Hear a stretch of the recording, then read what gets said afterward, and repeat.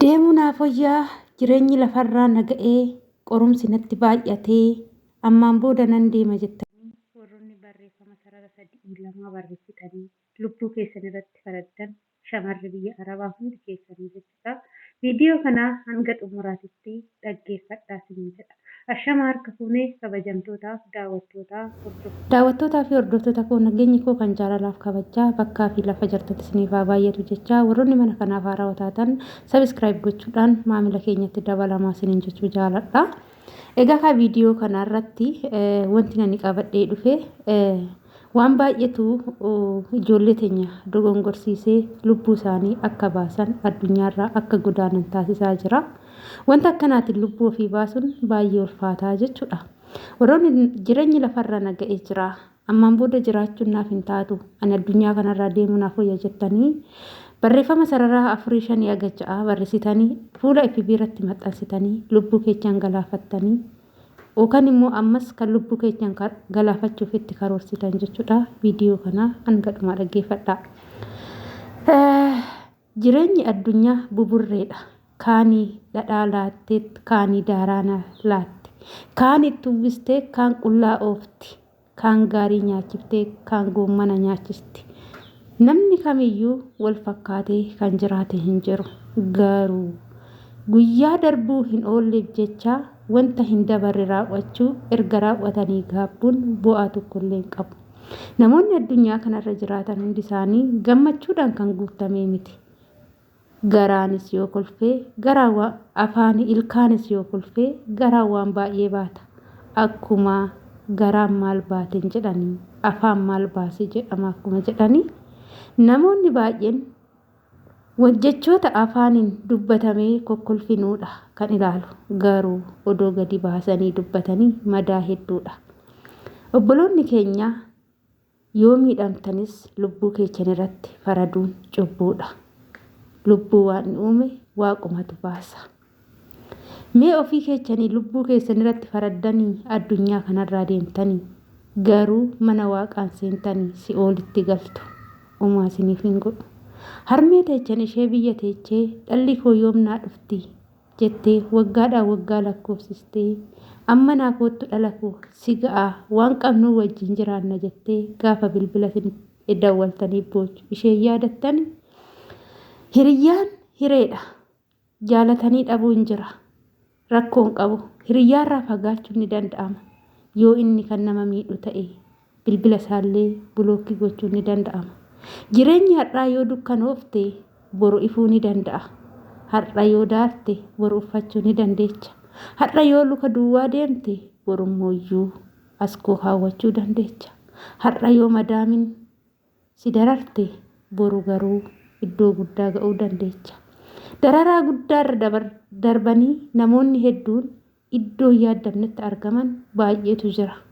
Garuu guyyaa darbuu jedhanii harmee ofii imimmaan guutanii boochisuun maal bu'aa qaba? Jireenyi lafa kanaa hanadhaa kun boru ta'uu hin danda'u. Kan boru immoo har'a ta'uu hin danda'u. Har'a yoo namatti dukkanaa'es dukkana irratti dukkana deemuu irraa boru naa ifa jedhanii yaaduun gaariidha. Maarree yaa obboloota koo kan hojjettan kan xaarrattan yookaan kan waggaa 2 kan waggaa 3 isin jalaa baduu danda'a. Garuu maallaqatu badee malee wanti biraa hin badu. Wanta hojjetanii humna ofiitiif fiduu danda'an tokko yoo badellee ofumaa hojjetanii iddoo sanitti deeffatu. Garuu lubbuu ofiitti faraduun immoo dogongora guddaadha. Lubbuun harkaan baasan si'oolii galti. Lubbuun harkaan baasan ibidda galti. Maaliif jireenya lafarraa jireenya ibiddaa jiraattanii deebitanii immoo maaliif ibiddatti of ooftu? Isin bar warroonni lubbuu keessan baasaa jirtani lubbuu keessantu ba'e malee foon keessantu du'e malee lubbuun keessan akka jiraattu beektuu laata? Harmee teechan imimmaan dhiigaa boochiftanii gaafa asii deemtanii yookaan jiraatteen jiraattu yookaan duuteen duutu harmeen keechan bara baraan gubattee jiraatti. nuti keessa jirru qorumsaan kan guutamedha. Addunyaan kun matumatti isaatti qorumsa addunyaa nuti keessa jirru kan keessatti karaa adda addaatiin qorumsa dandeenye jirra. Namoota baay'ee jaalan jibbamuu dandeenya. Namoota baay'ee jaalan du'aan of biraa dhabuu dandeenya. Hojjennee milkaa'uu dhabuu dandeenya. Namoota guyyaa rakkinaa isa wajjin hirmaannee nuti gaafa rakkoo keenyaa of biraa dhabuu dandeenya. Qabeenya hojjennee itti dadhabne gatii guddaa itti baasne guyyaa tokkotti dhabuu dandeenya.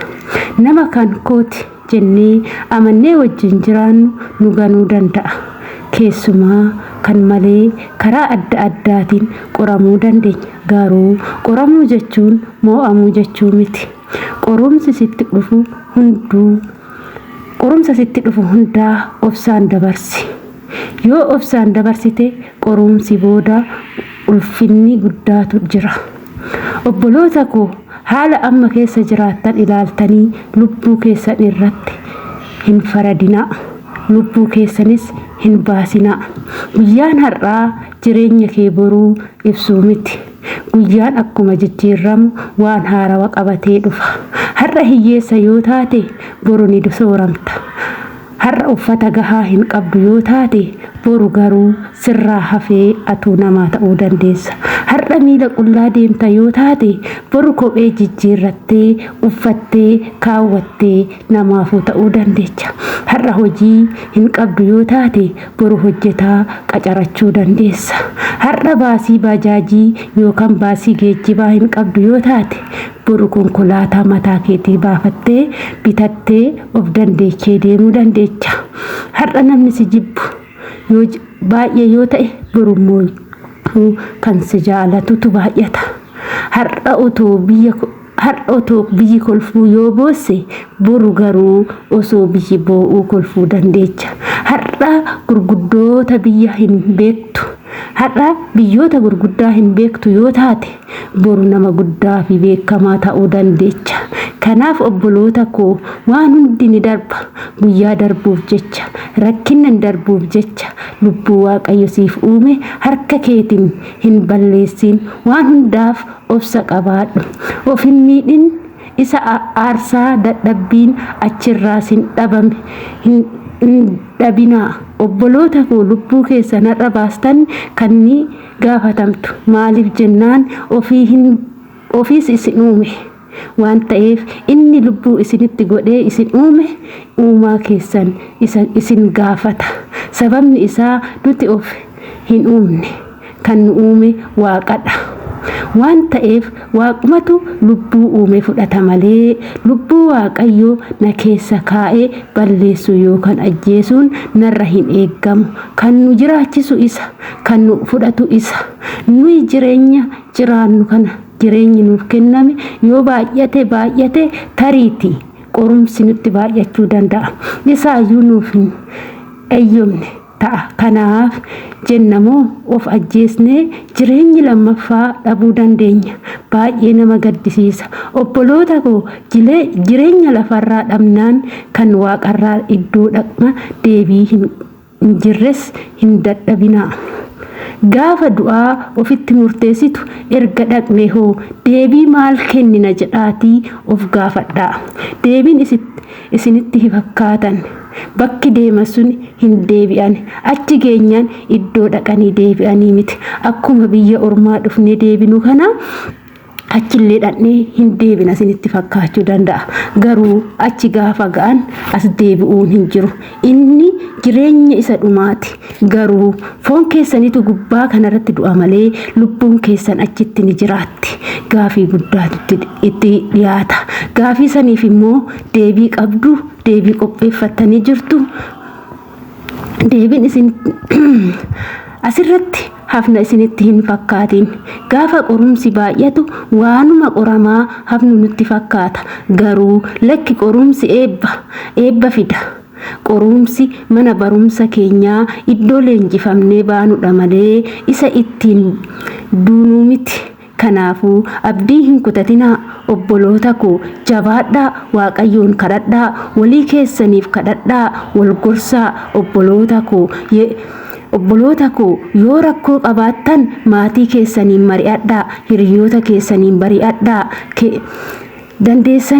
waan dandeessaniin wal bira dhaabbadhaa adaraa keessan warri dhiphataniif rakkina keessa jirtan obsa godhadhaa obsi furtuu jireenyaati namni obsa qabu waan yaade fi bakka yaade hunda ga'a jireenya lafarraaf jettanii lubbuu keessan hin balleessinaa siniin jedha maaliif jennaani lubbuu waaqni uume waaqumatu baasa waan ta'eef duniyaa ofii keessanii hojjettanii fiduu dandeessan wantoota jechi namni namaan jedhu lafuma kanarratti hafa qabeenya har'a hojjennee finne kunis har'uma ittiin bashannanna malee wanta fudhannee deemnu miti lafuma kanarratti hafa garuu lubbuu keessan gaafa asirraa ooftan gara harka seexanaatitti galtu kan kana godhu seexana kanarraa of eeguuf immoo jabaadhaa kadhannaa godhaa isiniin jedha kabajamtoota kiyya viidiyoo koo asumarraa nan goolaba jalqabaa kaatanii hanga xumuraa warroonni wajjin turtan guddaa galatoomaa jechaa viidiyoo kana laayik sheer gochuudhaan walii qoodaa isiniin jedha